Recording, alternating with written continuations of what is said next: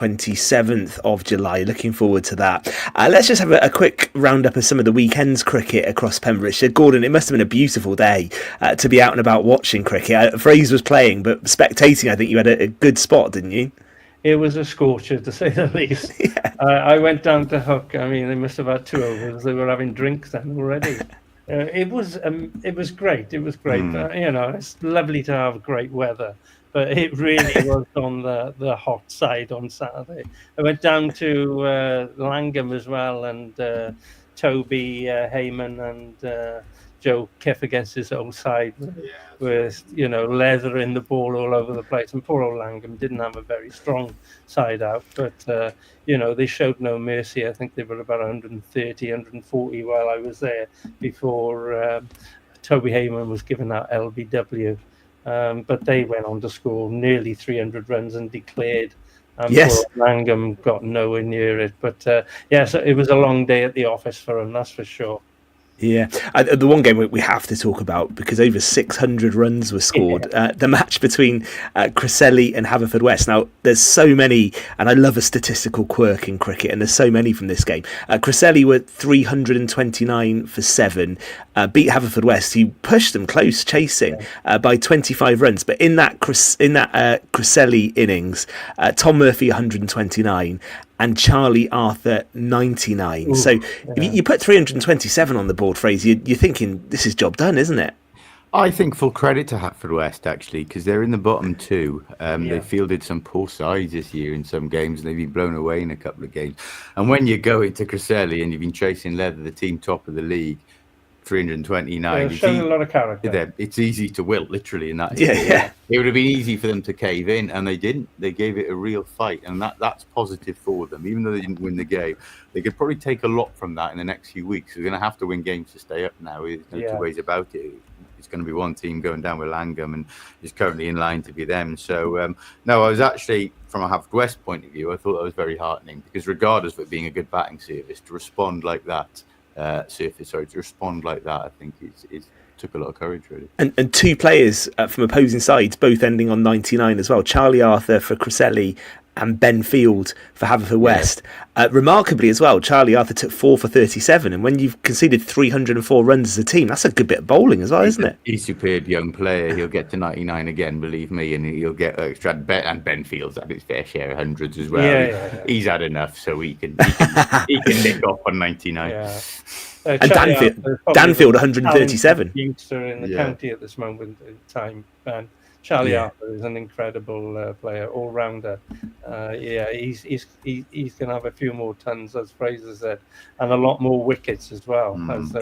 He's a talented kid. And Danfield 137 for Haverfordwest, like in a losing effort. That's a heck of a score as well, isn't it? So a really entertaining game there. Saundersfoot were beaten. They lost to Carew by 7 wickets, and the reason we wanted to call that game out is because that is ahead of the Dougie Morris final, which is on Sunday, which will be Saundersfoot against Carew, won't it? Yeah. It is, and it's going to be a very interesting final psychologically. We've just spoken about with Tom there, like you say, Carew with long cemented back in division, should have won the Division 1 title last year. Will want to get over the line and win a trophy now. It's a club used to winning things, and I think this will be 8 years since their last significant trophy, and that's as long as I can remember since I started playing cricket that Carew didn't win silverware in that time, but. Saundersfoot, and Gordon mentioned it the other time, and it's right, he was also like the Rennie. Remember the progress that side made? They lost 3 Harrison Allen finals and a Dougie Morris before they actually got over the line. They won a Dougie Morris, which probably then propelled them, gave them a bit of the belief to go on and win a Harrison Allen.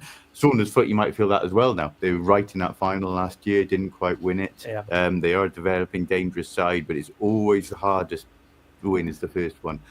So, they got the players there as well. They have, Fraser. The Mansbridge brothers. You got Franklin. Brace as well, bowling. They got some really talented boys as well. And the shorter version of the game brings it closer to them to beat Carew. Where I think it's an interesting fight. I think Carew the better unit all round. But Saundersfoot, the names Gordon's mentioned there, potentially have the more dangerous players. So it really could go either way final. I think you said the shortened format. lend itself to Saundersfoot. The fact the finals over 2 innings. Yeah. For me, I'd go for Carew. I'd go for Carew with slight favourites. Yeah. We know Gordon's not a massive fan of that. It's not short version then. Yeah. We won't go there, Fraser. Yeah, we covered that, didn't we? I think It rained off. Don't I can tell you the Dougie Morris is different. It rained off after 1 inning. He chose an entire different score that way back. So you won't be that the next We haven't day. changed the house on that one, though. No. We did. I think you were missing the show actually that week, Fraser. We had a bit of a chat about this. I've heard the story. Don't worry. Yeah. Gordon did have a bit of a grumble about the grated changing. on me for a long time. And it's Yeah, still- you got that off your chest, didn't you, mate? Yeah, you did that day. Okay, and that's 12 o'clock on Sunday.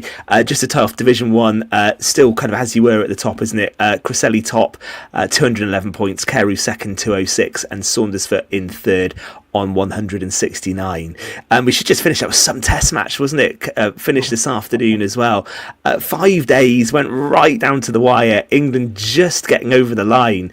But Jadeja batted well for India, didn't he, this afternoon? Yeah, an enthralling series. All 3 test matches gone down to 5 days and pretty much the final session, actually, I think. No, it's been great. It's been niggly. It's been needling. There's plenty of variables to come. I've really enjoyed it.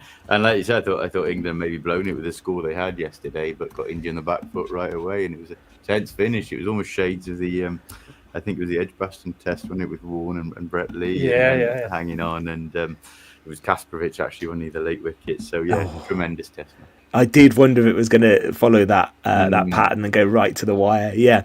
And Gordon, just to finish, Matt Sherratt said this has to be the start of a new era. Wales got a win in Japan at the weekend. Is it the start of something big, this? You've got to take confidence with any win, and so we'll take that. And also, there's going to be a big shake-up with the WRU. Possibly we'll talk about that next week. Breaking development this afternoon. Yeah, there is, yeah. Yeah, that's around the number of regions going forward, isn't it? But I have to say, credit to Sherratt, actually, because that's a first win in 21 months for Wales, and it's not been an easy job for him as an interim, a real thankless task. So I think I was quite pleased that he got that result, and it took an English coach to end that dismal run, chaps, didn't it, as well? Take any coach who can do it. It doesn't matter what nationality he is done. And we've got the Lions starting at the weekend as well. Going to start with a victory, do we think, down under? Yeah, I think so. Yeah, I'm confident in that, actually, yeah.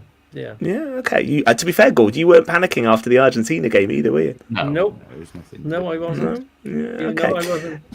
Exciting. Listen, we will be back again next Monday from 7 on Pure West Sport. Thank you, chaps. Enjoyed your company. Get ready for the mood train. KT is on the way in just a few moments. We will see you next week. Good night. Pure West Radio.